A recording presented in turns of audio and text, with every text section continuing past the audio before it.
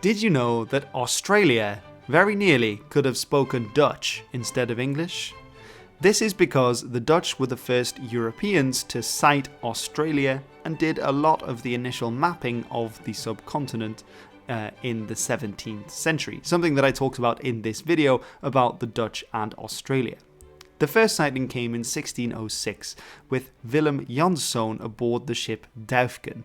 This was a VOC ship, the Dutch East India Company's ship, sailing south from Batam in what is now Indonesia. However, following certain other missions to Australia by Dutch crews, the VOC decided not to found any colonies there, unlike the British, who of course would go on to found colonies. So why not? It was first come, first served, according to the European mentality at the time, so why didn't the Dutch set up any colonies? That's something I talk about in my video, but the Dutch did consider it.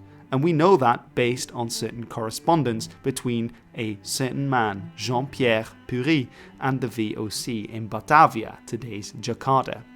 Purry, as you can tell from his name, was not a native Dutchman, but was born in what is today Switzerland and then was part of Prussia.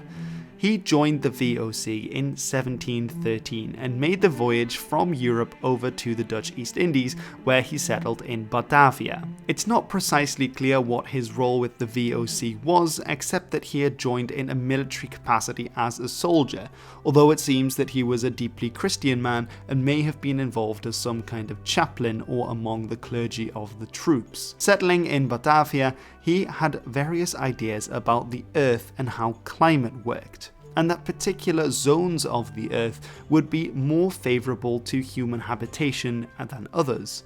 In particular, these climate zones also gave rise to different materials being available. This he sketched out in 1717 in his masterwork, the Mémoire sur les pays de Cafre et la terre de nuit. In this, he countered the arguments left behind by various Dutch captains that Australia was uninhabitable and said that there should be parts that would be very susceptible to human habitation, by that meaning European styles of farming.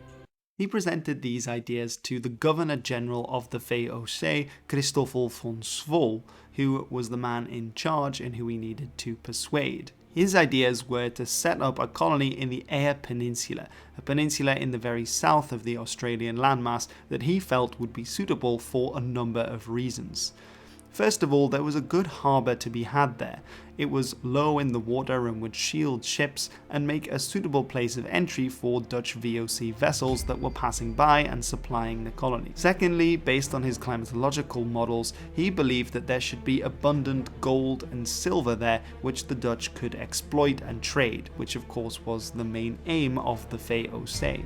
He based this on the idea that it was at a similar latitude to the gold and silver mines controlled by the Spanish in Chile, Peru, and Mexico.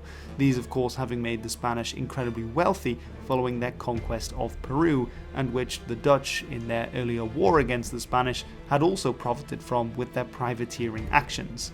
Now they wanted to go straight to the source and get their own gold and silver mines. Of course, we know today that this doesn't make sense at all. The latitude doesn't affect where gold and silver is found.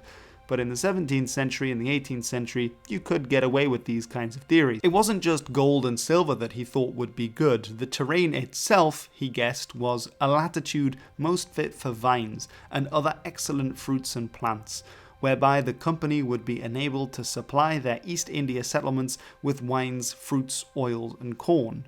Importantly, of course, is that you can't really grow wine in the Indies, and so when the Dutch wanted wine for with their table, they would have to import it, often coming all the way from Europe, which was a long way and so very expensive. Purry was also quite optimistic about dealing with the local population, unlike many of the Dutch captains who'd written home believing them to be evil-natured and hostile. He said, "There is reason to believe the establishing a good colony of Europeans would be so far from being any detriment to the inhabitants of the land of knights, that is, the land of Nouts, and from driving them out of their possessions, that on the contrary it would procure them all sorts of advantages, as well as from a civilized life as from the arts and sciences it would bring among them, provided this was done with mildness, and we look upon them as poor creatures who, though stupid and ignorant, don't cease as well as we to be members of human society. Certainly wouldn't pass muster today, but it's better than some other 17th century accounts. This was the idea of lifting up native peoples to European standards, which was undoubtedly something that he would have attempted with his missionary background had he been able to create this colony in the first place. He also argued that he would be able to bring over many of his fellow Swiss to join in this colony, something that wasn't unknown given that the VOC regularly employed foreigners in its colonies and its vessels. The VOC weighed up the options and said no. We know from a letter sent by the VOC regarding this matter that we do not agree with the scheme of this man. There is no prospect of use or benefit to the company in it, but rather very certain and heavy costs. Why did the VOC decide not to colonize Australia when this plan had been laid out before them? Part of it may lie in the character of the VOC's Governor-General. Christoffel van Zwol was a famously difficult individual who was very reluctant to try out new ideas. For example, he was against the importation of coffee beans into Java, which eventually would become incredibly lucrative for the Dutch East Indies after the price of spices had fallen through the floor in the 18th century. He also believed that the VOC was already overstretched as it was, and was against further expansion in the Dutch East Indies, let alone creating new colonies that would need to be supplied. Of course, it's important to remember that the Dutch East India Company by the early 18th century was past its prime. The 17th century had been the Dutch Golden Age, but following that period it was really being eclipsed on the world stage. It had a small population and that didn't help with founding new colonies. For example, the British were rising higher and higher during this century with their own British East India Company expanding its trade and creating more powerful colonies around the world. In hindsight, this was probably the correct decision by the VOC because we now know that there is no gold and silver to be found in the Eyre Peninsula. Even though there are some other rare metals, it's doubted that the Dutch would have been able to extract and use these. However, Purry was right on one point, and that was the fact that it's excellent wine growing land. And we all know today that Australian wine is world famous, so at least he got that right. Purry himself in 1726 would have another stab at creating a colony. He left the Dutch East Indies and sailed for the Carolinas, at that point part of the 13 colonies controlled by the British. He was granted permission to start his own colony in South Carolina, and it's named after him and still exists to this day. It's called Purrysburg.